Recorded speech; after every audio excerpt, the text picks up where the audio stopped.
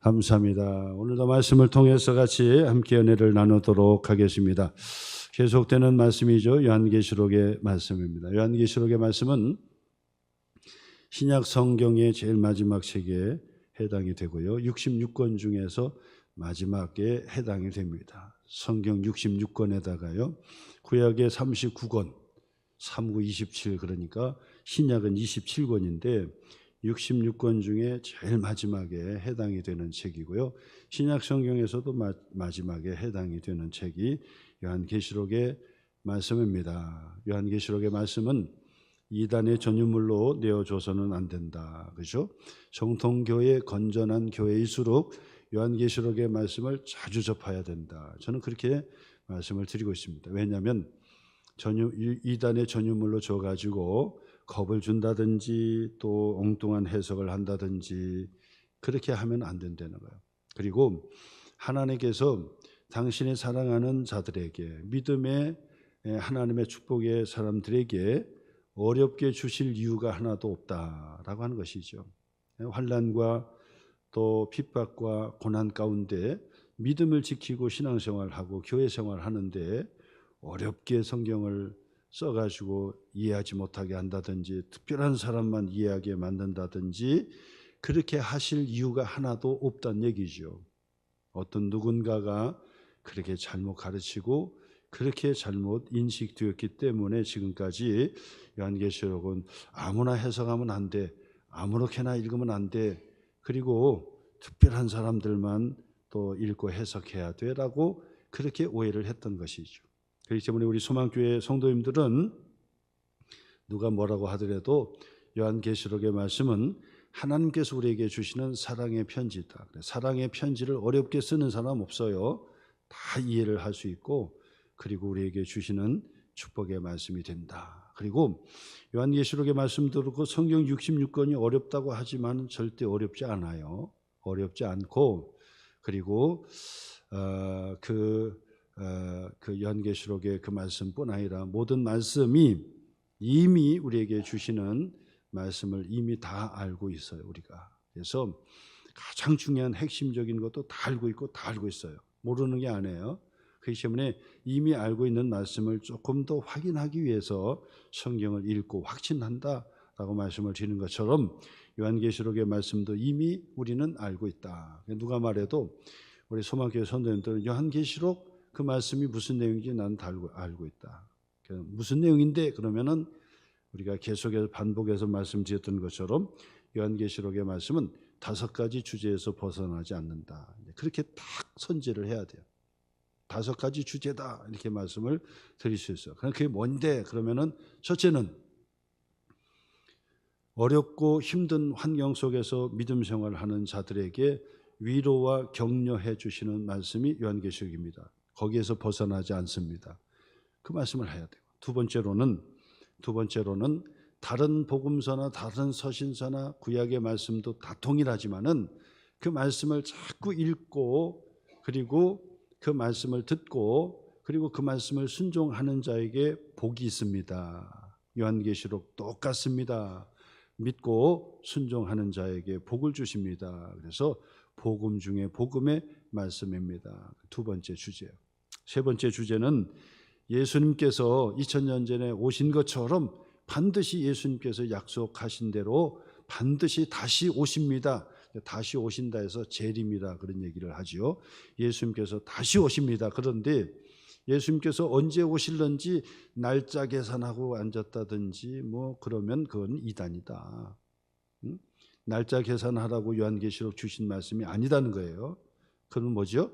주님이 다시 오실 때 우리가 슬기로운 5 처녀처럼 등불을 준비하고 그리고 등불이 꺼지지 않도록 기름을 준비하는 것처럼 주님이 언제 오시더라도 우리가 맞이할 신앙의 준비, 믿음의 준비를 해야 되는 것, 그걸 가르쳐주는 말씀이 요한계시록입니다. 이게 세 번째 주제예요. 네 번째 주제는 요한계시록의 말씀에 보니까 세상의 끝날 세상의 나라는 반드시 망하게 되었습니다. 그러므로 세상에 미련을 두지 말아야 됩니다. 세상은 다 온데간데 없이 다 사라지고 세상의 것, 세속의 것들은요 다 다 없어지는 거예요. 불에 다 없어지는 거예요. 그렇기 때문에 세상의 것에 집착하면서 살면 후회를 하게 되고 인생 마지막에 후회를 하게 됩니다. 그것을 가르쳐 주는 거예요. 그러니까 지혜로운 인생이 어떻게 살아야 될지, 말세 때 어떻게 살아야 될지를 가르쳐 주는 네 번째 주제가 그것입니다. 세상에 미련을 두지 말고 사셔야 됩니다. 다섯 번째 주제는 뭐냐? 세상은 망하고 하나님이 약속하신 예수님과 함께 오실 천국, 새 하늘과 새 땅, 새 예루살렘은 반드시 옵니다. 하나님의 나라는 반드시 오기 때문에 우리의 삶의 지혜는 세상에 초점을 맞추고 세상에 집착하면서 사는 것이 아니라 천국에 초점을 맞추고 천국을 소망하면서 사는 것이 바로 지혜로운 삶입니다. 성경은, 요한계시록은 바로 그것을 우리에게 가르쳐 줍니다. 다섯 가지 주제입니다. 여러분 이해하시겠죠? 제가 끝날 때까지 계속 반복하는데 우리 소망교회 선도님들은 누가 뭐래도 소망교회는 다섯 개 주제입니다. 다 얘기를 해야 돼요. 그러면서 요한계시록의 말씀을 읽고 또 읽고 계속해서 읽어보시라. 다섯 가지 주제에서 벗어나지 않습니다.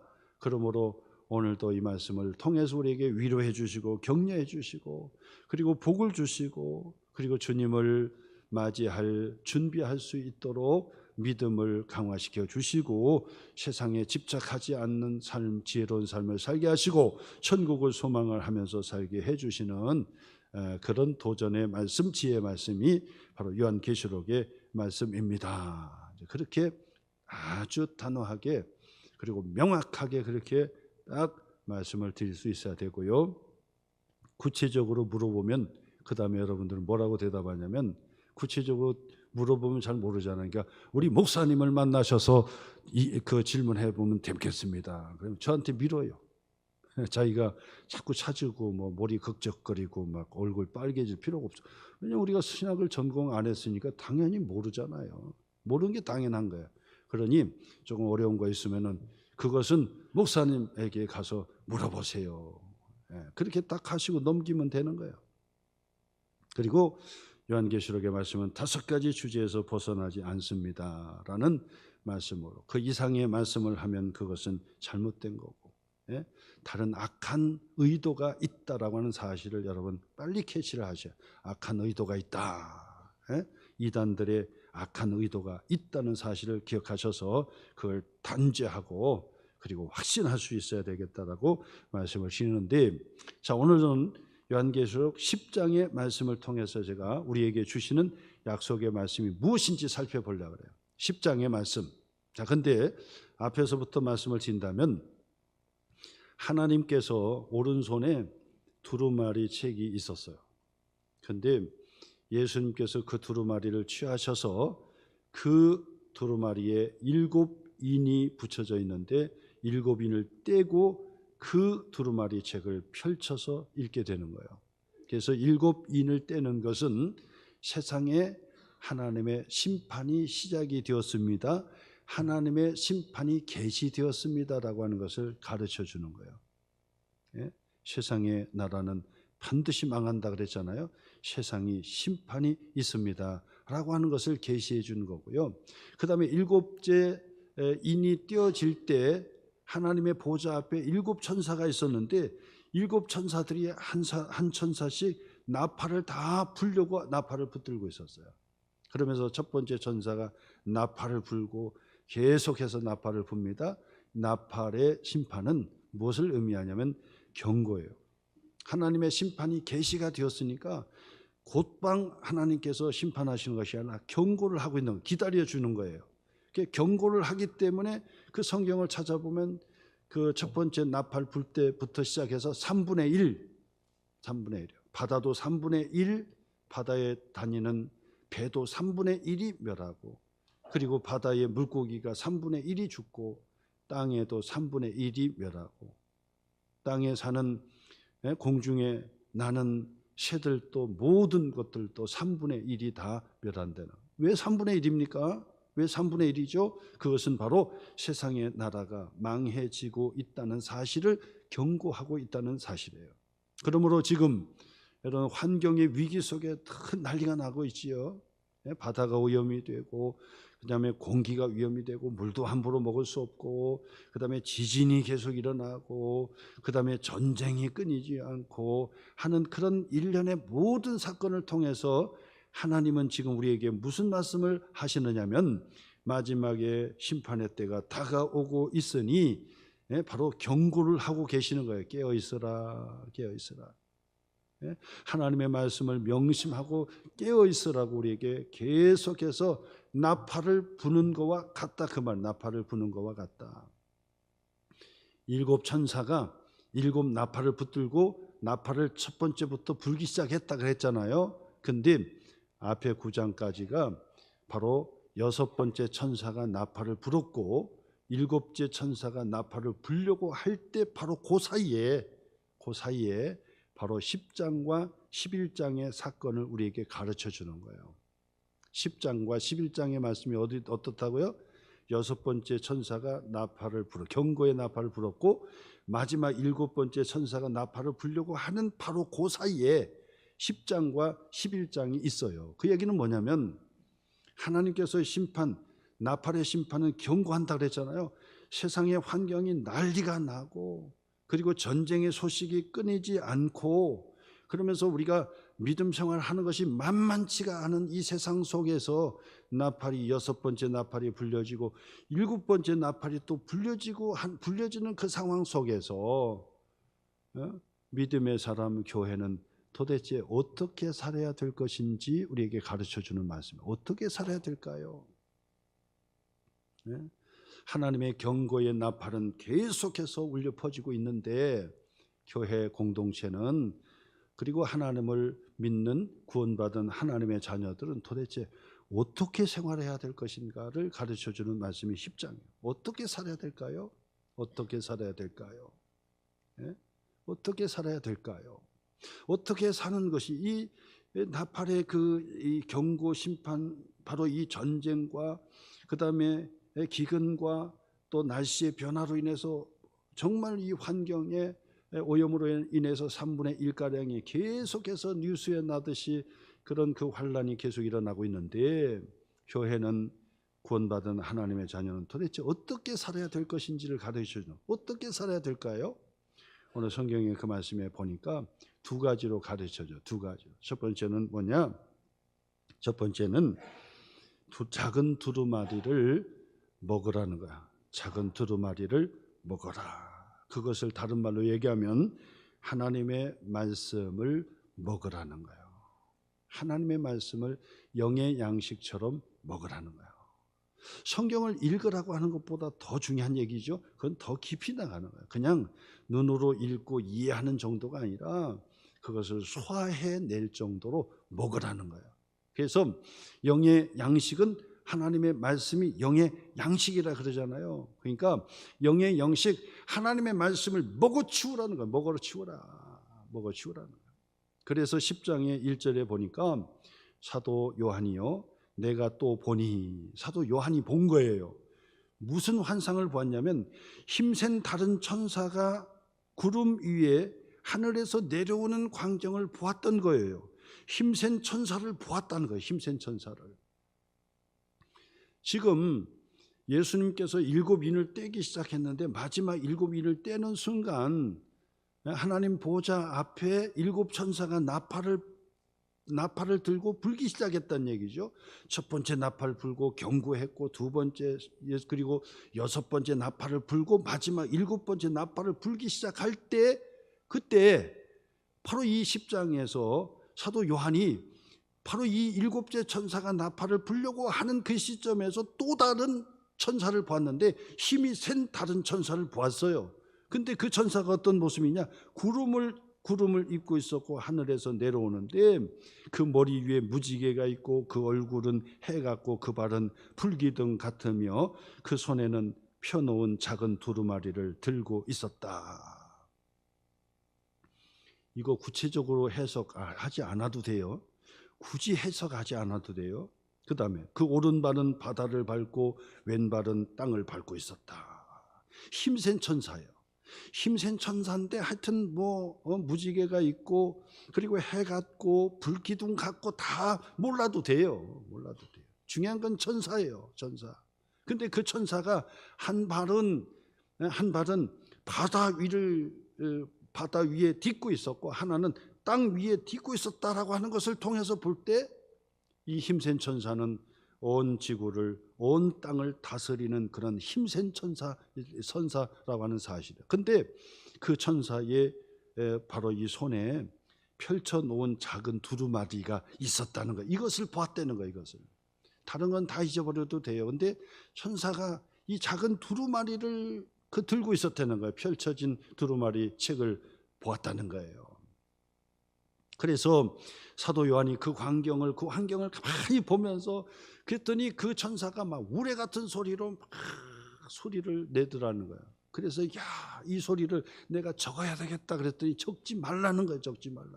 적지 말고 반드시 속히 되어질 것이다. 지체하지 아니할 것이다 라고 하면서 바로 그 우레 같은 소리로 그냥 원리 퍼지라는 거예요. 지체하지 않겠다. 그러면서 반드시 세상의 나라를 심판하겠다라고 하는 그런 소리가 계속해서 들린다 그 말이에요. 예? 그러면서 그 광경을 사도 요한이 가만히 쳐다보고 그 광경을 쳐다보니까 그 천사가 사도 요한에게 말을 걸기 시작했어요. 선 보세요. 하늘에서 나는 소리가 들렸어요. 8절에 하늘에서 나서 내게 들리던 음성이 또 내게 말하여 이르되, 뭐라고 음성이 들리냐니까 내가 가서 바다와 땅을 밟고 서 있는 그 천사의 손에 펴놓은 두루마리를 가지라. 손에 있는 책을 네가 취하라고 그렇게 음성이 들렸다는 거예요. 바로 힘센 천사의 손에 성경책이 딱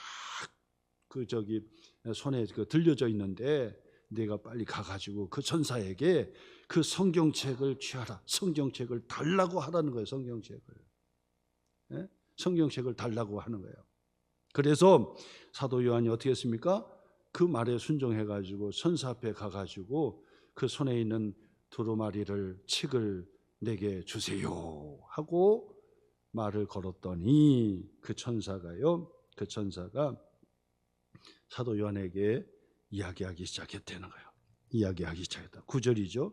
내가 천사에게 나아가 작은 두루마리 성경책을 달라 하니까 천사가 이르되 이게 중요한 거예요. 천사가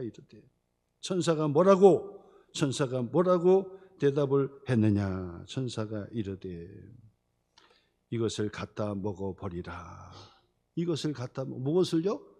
바로 천사의 손에 펼쳐져 있는 작은 두루마리 성경책이 있었는데 이것을 갖다 먹으라고 얘기했다는 거예요. 갖다 먹어라.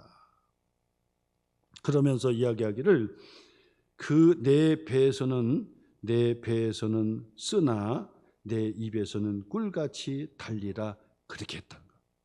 그 책의 특징을 한마디로 얘기했는데 입에는 달지만은 배에 들어가면 쓰게 될 것이다 라고 이야기하면서 이것을 갖다 먹으라겠단 말이에요.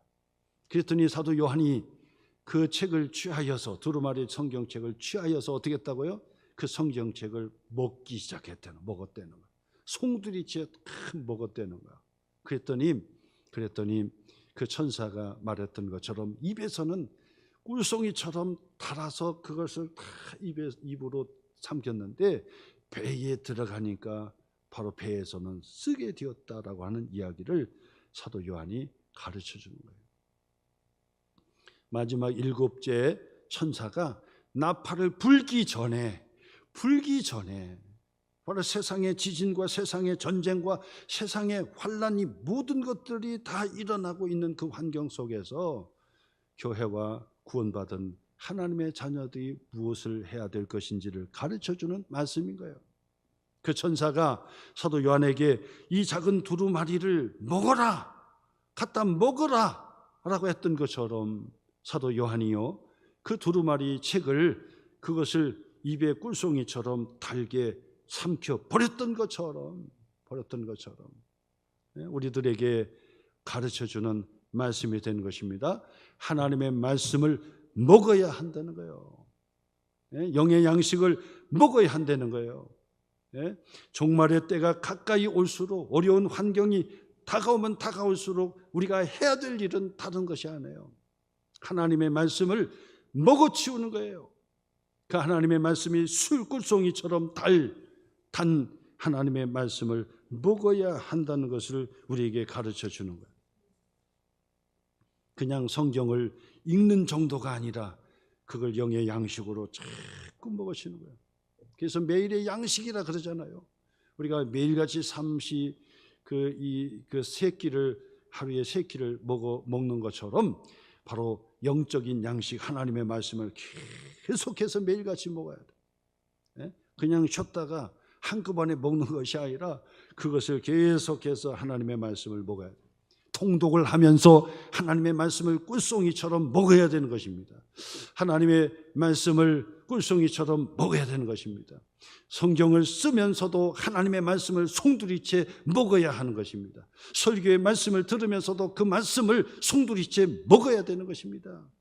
그리고 그 말씀은 꿀송이처럼 달게 먹으셔야 된단 말이에요. 그런데 하나님의 말씀을 들어도 꿀송이가 아니고 하나님의 말씀을 통독해도 꿀송이가 아니면 뭔가 잘못되고 잘못된 거예요.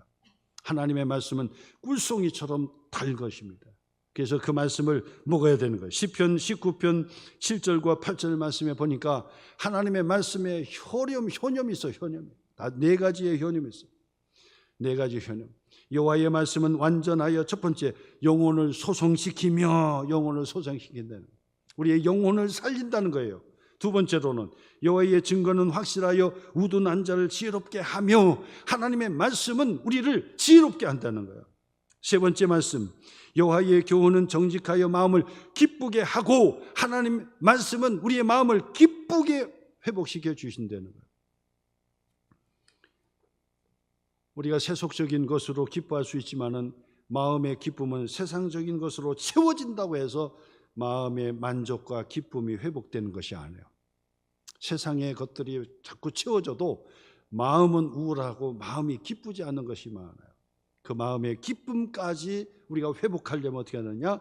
하나님의 말씀을 먹어치워야 된다는 사실이에요. 네 번째, 여호와의 계명은 순결하여 눈을 밝게 하도다. 그래서 눈을 밝게 한다. 하나님의 말씀을 읽어야만이 세상에 볼 수 없는 영적인 세계를 볼 수 있다, 그 말이에요. 하나님의 말씀을 통해서 분별해낼 수 있다는 거예요. 볼 수 있다는 거예요. 그리고 판단할 수가 있다는 사실이에요. 그뿐 아니라 디모데후서 3장 15절의 말씀에 보니까 또 어려서부터 성경을 알았나니 성경은 능히 너로 하여금 그리스도 예수 안에 있는 믿음으로 말미암아 구원에 이르는 지혜가 있게 하느니라. 하나님의 말씀은 우리에게 구원에 대해서 가르쳐 주는 것입니다. 하나님의 자녀가 되는 비결도 성경의 말씀을 통해서 가르쳐 주는 거예요. 다른 어떤 데에서 가르쳐 주지 않아요.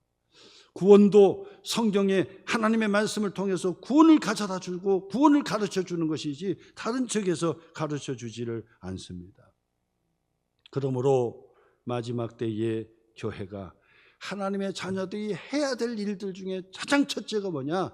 하나님의 말씀을 꿀송이처럼 달게 먹어야 한다는 거예요. 먹어치워야 된다.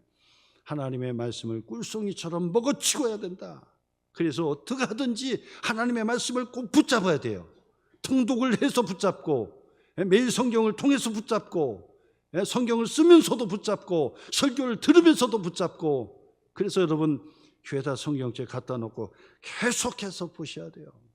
성경책 아깝게 생각하지 마시고 볼펜으로 긋고, 그렇다고 해서 찢어서 먹을 수는 없겠지만은 그냥 찢어서 먹는 것처럼 하나님의 말씀을, 양식을 먹는 것처럼 그렇게 하나님의 말씀을 사모하고 하나님의 말씀을 먹어치우라고 성경은 가르쳐 줍니다.